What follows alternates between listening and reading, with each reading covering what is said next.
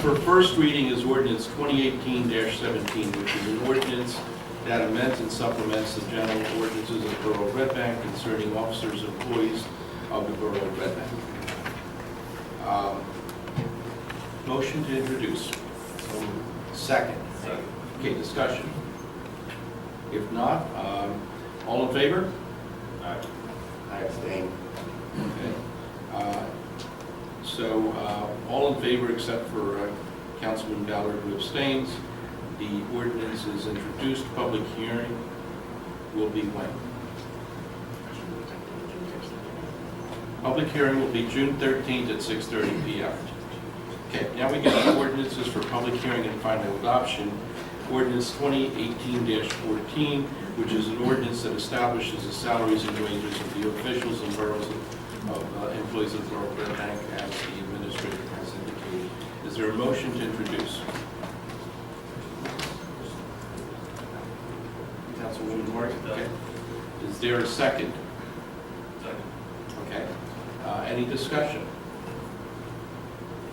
Mr. Mayor, again, I'd like to offer that this ordinance be tabled at this time. There are some flaws in this ordinance as it currently sits, and I think the Finance Committee needs to look at this to make sure that these salary ranges are correct and appropriate.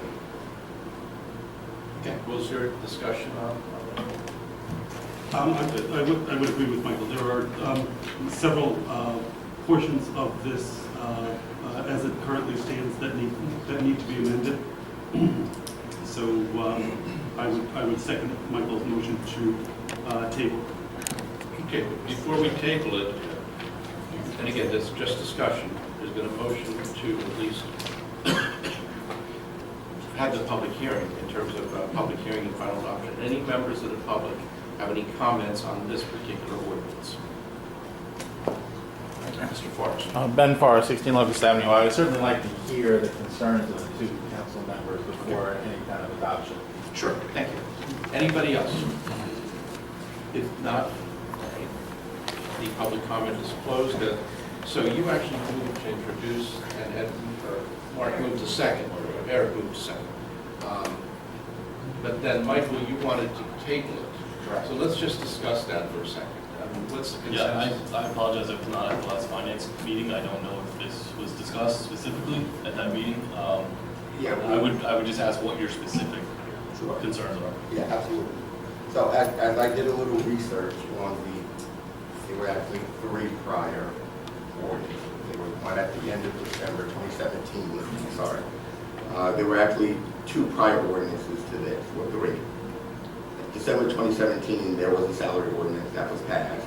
Then, December 26th, June 2017, there was a modified salary ordinance that listed about 4 or 5 specific positions and new salary ranges. And then in January, we have a 3rd ordinance that was also tabled, and now this would be the 4th presentation. So just to set the timeline. So again, I pulled all of those and I did some research, and one of the things that jumped out at me is the police commissioner's salary, top range salary, has gone down. Chief. I'm sorry. I don't get a salary. Yeah, he only gets $50,000 a year.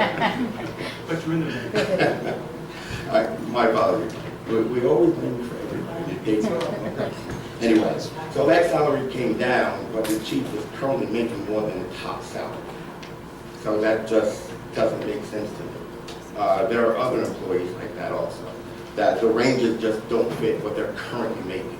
So I think in terms of the chief, you have to watch out in terms of that, because the salary is one issue, then you have to add on to have longevity, which is not part of the salary, it's addition. So maybe that's why there's a mathematical confusion. okay.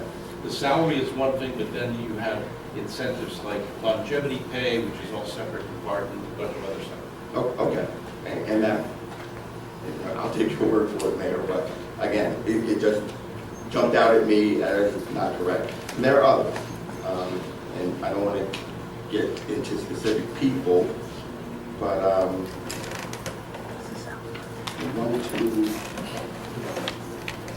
there's about 4 positions that are the current employees are making higher than their top salary. But that doesn't make sense to me. So, just for clarity, if we're gonna table it, your intention is then to change the range upward to accommodate the current employees? Well, one, to make sure they make sense. I mean, if Okay. you're making a salary, I think you should be in the salary range of your position. I mean, I think that's kind of common sense. I just wanna know where the changes are we're looking at. And me personally, I'm new to all of this. I just like to know what the rationale is for establishing these ranges. Are we going dark side of the wall, or, I mean, I just need to know, like, why the ranges are what they are. And there are a couple of other positions in there, Mark, that aren't listed in the salary ranges that we need to address going forward, whether they actually belong in there, whether they don't belong. And so before we vote on something and introduce it, we have all of these inconsistencies. We're going to have to go back and make sure that those inconsistencies are straightened out. So that's why Michael and I thought it would be important to table this one. Well, I just have the question of why was it put on the agenda tonight? We tabled it in January, we've had several finance meetings, why didn't we fix this before tonight? He's got, I don't think that. I don't even, well, technically we do, the council sets the Well, I agenda. don't. And I was involved in Point that being, meeting. we kind of look silly now, sitting here not knowing what we don't know. And we've had 5 months to review this as a I was told that it is clear, so if there's questions, Yeah. I don't think the council should move forward if they have questions, but again, the information I was told is that it is clear. But if the council wants to table it, I don't have a problem with that.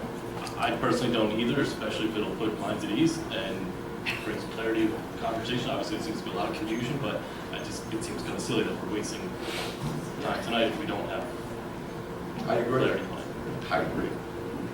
Okay, so are you going to withdraw your motion, Ken? Yeah. Okay, and you'll withdraw your second. Is there a motion to table? So moved. Second? Okay, all in favor? Aye. Any opposed? State. It'll be, do we have a date for it? June 13th? No? I'm sorry? All right, June 27th?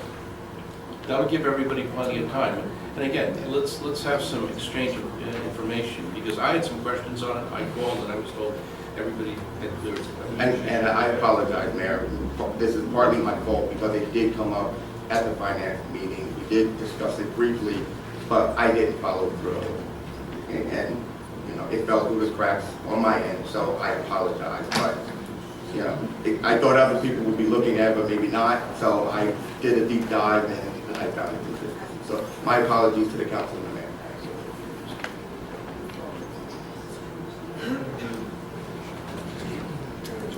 We're going to keep it diaried for the 27th, but if there are substantive changes, other than, administrative changes, but there are substantive changes will probably be done as board readers. Thank you for your time, anyway. All right, good. All right, all in favor? All right, then we go to ordinance 2018-15. That ordinance, the public hearing will be carried to June 13, 2018. That's on the historic preservation ordinance. The reason for that is that the planning board has not articulated its position on that as it has to under the statute. So, motion to carry that? Second? Second. All in favor? Any opposed?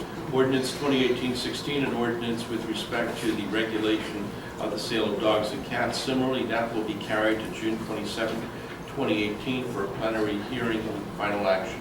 Is there a motion to table? Second? All in favor? Any opposed? Ordinance 2018-18 is an ordinance amending and supplementing Chapter 590 regarding solid waste Article 4 collection in retail food establishments. Any members of the public wish to be heard on this ordinance, which sets forth the sunrise and sunset provisions of when it can be picked up? If not, motion to close the public hearing? Second? All in favor? Any opposed? Motion to adopt? Second? Roll call? Councilman Taylor? Yes. Councilman Whalen? Yes. Councilman Yangstrom? Yes. Councilman Ballard? Yes. Councilman Zipperich? Councilwoman Horgan? Yes. The ordinance is adopted. Resolution 18-135, appropriating $154,912.28 of excess bond proceeds from a 2014-3 bond ordinance for the Borough of Red Bank for the payment of water and sewer improvements. Motion. Second? Second. All in favor? Any opposed? Resolution 18-136, approving a change order number 1 for a contract award to Kimley Horn and Associates for consulting professional services for planning and design and solicitation of public comments regarding development of a conceptual plan for the improvement of Marine Park. Motion here. So moved. Second. Second. All in favor? I'm sorry, Mr. Mayor. A quick question, Councilman. These are Green Acre funds that we're using to continue the study on our marine park. Actually, there's still funds from the original ordinances in 2013 for marine park improvements, so it's still from the original ordinance. So this is not new money being spent? No. Great. Yeah. Thank you. All in favor? Any opposed? Resolution 18-137, awarding a fair and open professional service contract for a comprehensive parking study to Walker Associates. Motion. So moved. Second. Second. All in favor? Any opposed? Yes. Resolution 18-138, resolution to approve the hiring of Parks and Recreation summer staff. Motion. So moved. Second. All in favor? Abstain. Resolution 18-139, authorizing tax appeal settlement for Woodside Properties LLC, 128 Broad Street. Motion. Second. Second. All in favor? Any opposed? Resolution 18-140, authorizing tax credit refunds of $972 for tax judgment. Motion. Second. All in favor? Resolution 18-141, authorizing tax credit totaling $1,215.36 due to judgment of tax court. Motion. Second. All in favor? Any opposed? Unless there is objection, the following resolutions can be moved en masse as part of one resolution. Resolution 18-142, 143, 144, 146, 147, 148, and 149, since they are all technical and deal with the renewal of ABC licenses and budgetary items that have to be approved as well as settlement matters. Any objection? Motion? So moved. Second. All in favor? Aye. Any opposed? Are there any additional resolutions? Okay, proclamations we went through. Resolution 18-150, be it resolved by the mayor and council, the bills be paid on the tax registry totaling $6,021,760.22. Motion. So moved. Second. All in favor? Any opposed? Any old business? Any new business? Yes, briefly, Mayor. I just want to bring up something that has been floated and is obviously an ongoing concern, and it's kind of come back to a head now with, I think, more pedestrians out and about. The intersection of Pearl and Oakland in particular is very dangerous. It's a school zone, it's a charter school there. I've talked to a number of residents that not only live in the area, but frequent the area, whether walking to the train station or otherwise. Most residents' immediate solution is to ask for a four-way stop. I know that's incredibly difficult because there's certain standards. I would like the police and DPU to look into our striping and enforcement on that street in particular, especially with Count Basie on show nights. It's really bad. I mean, The lighting is bad too. the lighting is terrible. The visibility from the streets is, even just going through the stop sign on Pearl is really dangerous. Our striping in general throughout town is pretty poor right now. What I've noticed a lot is a lot of the handicap spots are very faded. I would hate to have somebody who's in that state not be able to park in a convenient place because somebody's parking there because they don't know it's a handicap spot. So our striping in that particular intersection really needs to be looked at with some specificity from DPU and the police. The administrator and I are going to be doing a drive-through. We were supposed to do it a Friday ago, but I had a death in the family. I had to go to a funeral in Pennsylvania that day.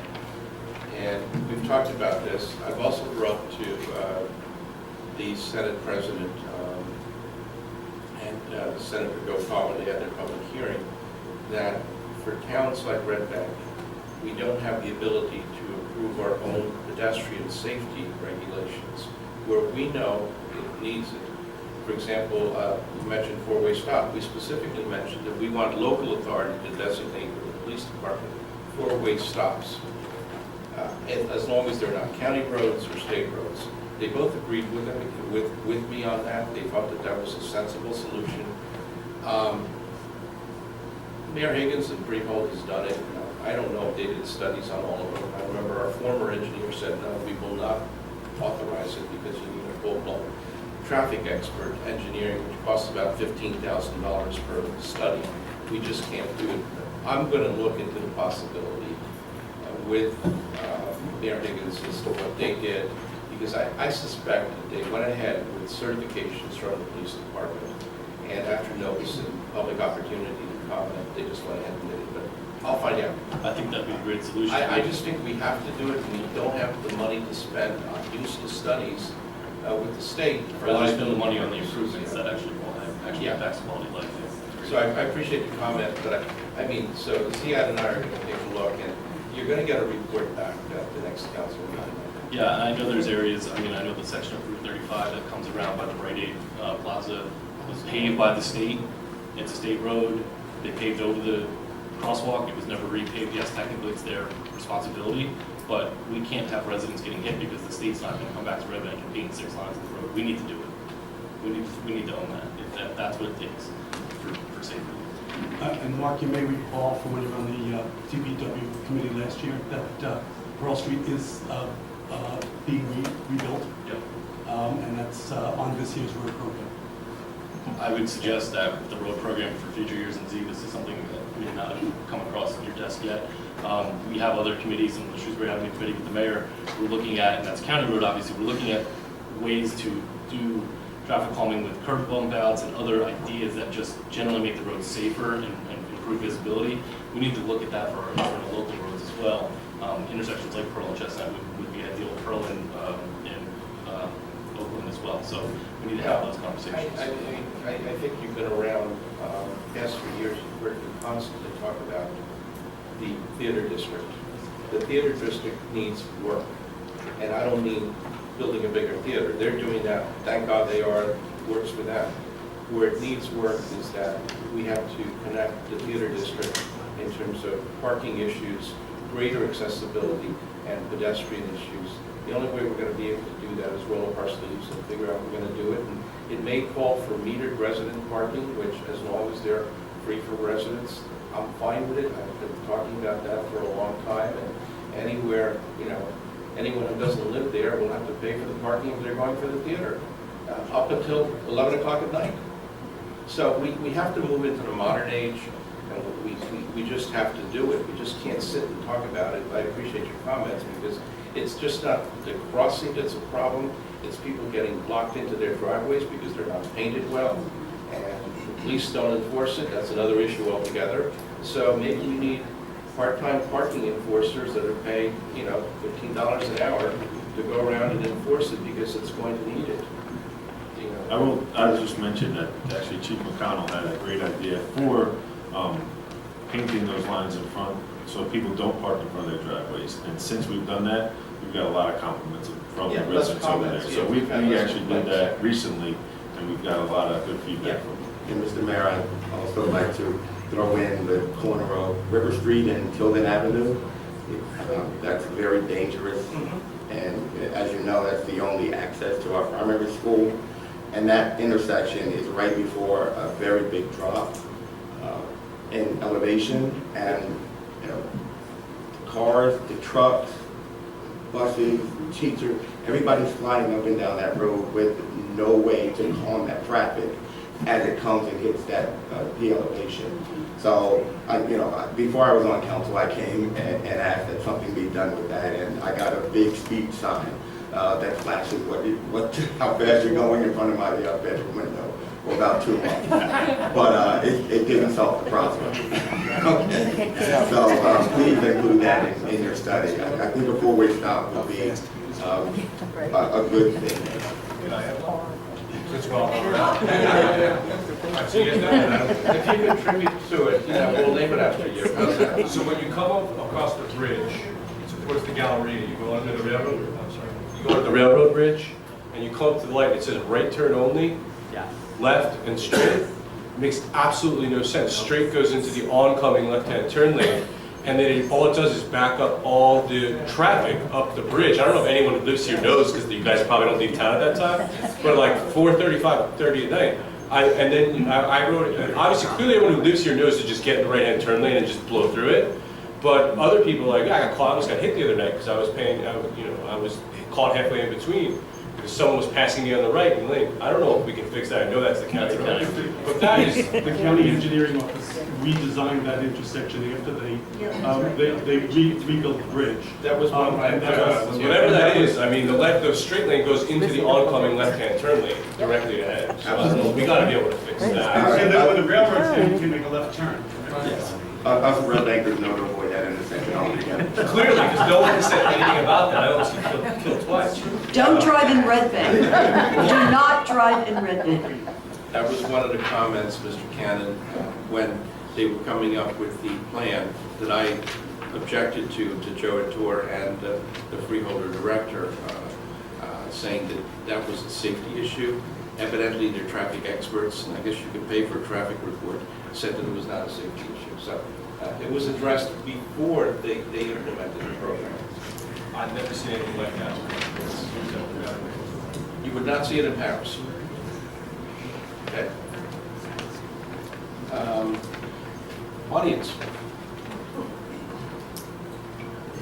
Mr. Scavone.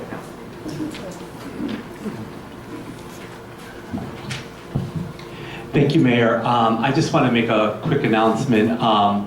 River Center is undergoing a strategic planning process, and as part of that process, we're holding a series of public meetings. So I just want to announce, and there will be more information coming out to the public, but that first public meeting is on June 18th at the Oyster Point Hotel.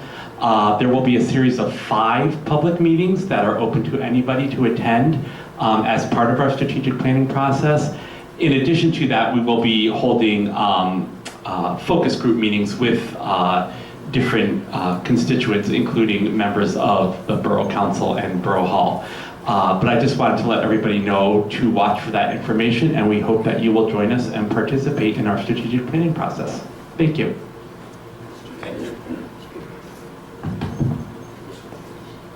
Mr. Point.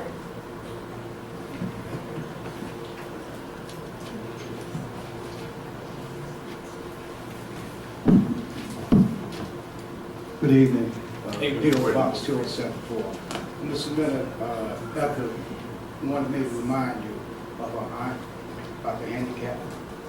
That is being, the ordinance is being drafted then, yeah. It's going to be introduced at the next meeting, but we got the approval. Well, she just for it. told me to remind you. I don't want to take up too much of your time, but both families, the young man that got assassinated and the one who done it, both of them are family members. So both families are suffering. I didn't know that they were family members. On my wife's side On your wife. and my other wife's My side. condolences. So both of them is our family members. I'm not here to criticize nobody, but Mr. Miller, all I ask is to be treated fair, just like anybody else. A borough employee, I'm not mentioning no name, but as long as he's punched that clock in, the borough is responsible for his actions during the time he's working, if he's on that clock. Right or wrong? That is correct. Well, I received a letter saying, I don't want to bring it up, but I'm a little upset about it, from the borough attorney saying that they're not responsible for the borough employee because it's something personal. You shouldn't put personal with something that a man working for the borough, doing on borough time. The borough is responsible for it. I know that. And I'm not a lawyer, and I'm not crazy, I'm not stupid. But for to get a letter like that saying that the borough is not responsible for this borough employee, whatever he do, because it's something personal, as long as he's on that clock, the borough is allowed for his allegations. That's all I got to say. Thank you. Thank you. Anybody else, Mr. Forrest?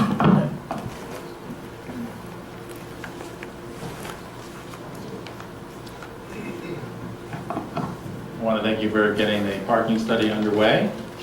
I know you've been working on it for a long time. The thing I wanted to comment is I also appreciate your tabling is the ordinance on the animal pet thing. I mean, I've been, like you guys, sitting and listening to a lot of deliberations on this topic for some time, both, I guess, 6 or 8 months ago when it first came up, and then more recently. And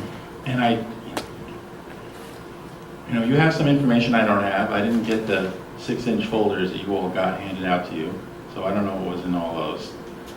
But it seems to me, I'm a little troubled by kind of getting into this.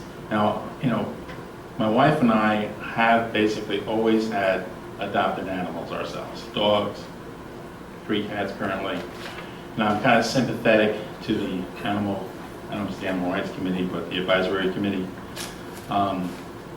But a little town like us, ours, weighing into, this and regulating, closing a business.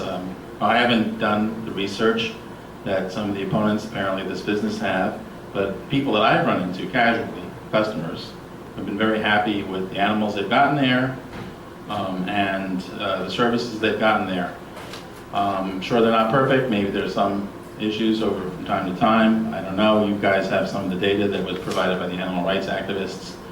But I'm just wondering if this is really something our little town should be doing. Getting into this, shutting down a business, overseeing something that probably needs federal and state oversight. As my daughter just pointed out to me when I came here tonight when we were talking about all this, is that people are going to get their pets, whether it's they're going Craigslist to a kennel directly, and in some ways, I think that it might be better to have a credible place here that seems to be making some effort at running a responsible business. I'm going to say absolutely no, we shouldn't do this. I don't know. I don't have all the information you have. I'm not an attorney. I mean, I hear the threats of a lawsuit. And I don't think we should be held hostage by threats of a lawsuit. But it does seem, to me, something of big, it seems to be something I'm very concerned about, and we should get into this very carefully. And I don't know what committee is reviewing all this, Mayor, and you're yourself an attorney. But it seems, to get into this sort of trade thing where you're looking at where the pets are coming from and how the borough employee is going to go in there and make sure, let's say they stay open, let's say they decide to go with, the animals from only SPCA's, and, then we have to send inspectors there to verify all that. I mean, it just seems something that we should really be careful about getting into. Anyway, I thank you for your time. Thank you. Anybody else? Okay, we don't have any need for executive session, right? Okay, motion to adjourn? Second? Thank you all for coming. Good night.